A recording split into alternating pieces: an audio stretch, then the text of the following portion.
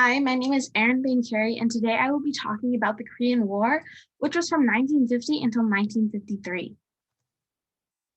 The Korean War took place in North Korea and South Korea and the surrounding areas. Well, it was mainly in North and South Korea, and this is the North and South Korea right now. This is a picture of one of the first battles in the Korean War where North Korea invaded South Korea. This dotted line right here is the demilitarized zone called the 30th parallel. This is a picture from the Korean War Memorial. Introduction. The Korean War has its origins with the fall of the Japanese Empire because Japan had annexed Korea since 1910. And because of this, it did not have a local government, so many countries wanted to claim control of Korea, including the Soviet Union, the United States, and China. Korea is the peninsula on China's northeastern border. The Korean War was a battle between North Koreans and South Koreans and their allies. North Korea was supported by the People's Republic of China and the Soviet Union. South Korea had support from the United Nations, with America being the biggest supporter. The Korean War is known as a proxy war because the USSR and the US fought with each other indirectly, and this war was never put to a halt, was never put to an official stop with a treaty.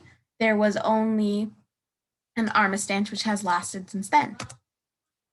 Getting distracted. Stalin encouraged the North Koreans to attack the South.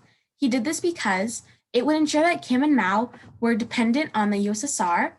It would create a distraction for the United States, and Stalin might have wanted to use the war to avoid a Third World War. And if the United States was spread thin, they would not win in another battle against the USSR. And in this picture, I created this meme of the US getting distracted from the Cold War. All right, costs and casualties. The Korean War costed the United States $30 billion. That's around $320 billion today. So you can go back and read all of these numbers, but the main points are that many people died, a tremendous amount of people died. And because of this tremendous amount of life lost, it caused a fiscal impact on the governments, because when, for example, when 1 million South Koreans didn't return to their farms or their jobs, then the people who counted on them to do those jobs, they couldn't get paid or couldn't get food. And then it just kind of continued from that into a disaster. This is just putting the casualty numbers into a graph to show like the differences. As you can see, South Korean, they lost the most civilians, and North Korean had the most wounded military people. Okay, this is just a picture of the Korean War. Okay, emotional toll of the war on service members and their families. Post-traumatic stress disorder is the emotional continue that follows a traumatic event. It can cause feelings of horror, helplessness, and sadness.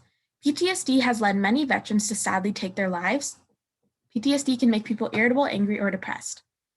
PTSD can be challenging for the loved ones because they have to handle all of the feelings, and they can sometimes get violent, and they can just also be really hard to watch their loved ones struggling and in pain. Conclusion. The Korean War was from 1950 until 1953, when there was never a formal peace treaty to end the war, but there was an armistice which lasted until 1953. The Soviet Union encouraged the North Koreans to attack the South so that Mao and Kim would remain dependent on them. The Soviet Union also wanted to use the Korean War as a distraction from the Cold War, and many people died because of the Korean War. And post-traumatic stress disorder is the emotional condition that follows a traumatic event, and PTSD is hard for those suffering and their families. All right, this is my grandfather, Thomas Michael Chermak, and he served in the Korean War on the USS Manchester. He actually got to serve on the same ship as his brother, Leonard Leo Chermak, and this was unusual because normally brothers weren't allowed to serve on the same ship, but they got special permission. And he decided to join the war before the draft so he could choose where he served and like what ship and all of that. And he actually fought on the Battle of Triangle Hill. I actually found a document that had like this exact date on it and was talking about the battle. And then I figured it out. It was that was the Battle of Triangle Hill. And during a different battle, one of the artillery cases that he was working with wasn't loaded properly and it started to fall. And if it had hit the ground, it would have exploded. So he went in to catch it. And because of that, he injured his back because it was so heavy. I made a little short video about him just talking about his experiences in the Korean War. If you want to watch that later. So on the left, there is an article that about my grandfather and his brother in the Korean War because it was unusual, like the two brothers got to join together. This is my grandfather on the right, and that is my uncle Leonard on the left. And then this is his order paperwork for where he was supposed to report to. That's the USS Manchester. And this is his his graduating class from boot camp. And then this is some people a picture that he took of people working on one of the ships. Thank you. So that's it for today. Thank you so much for your time. I hope you have an awesome summer.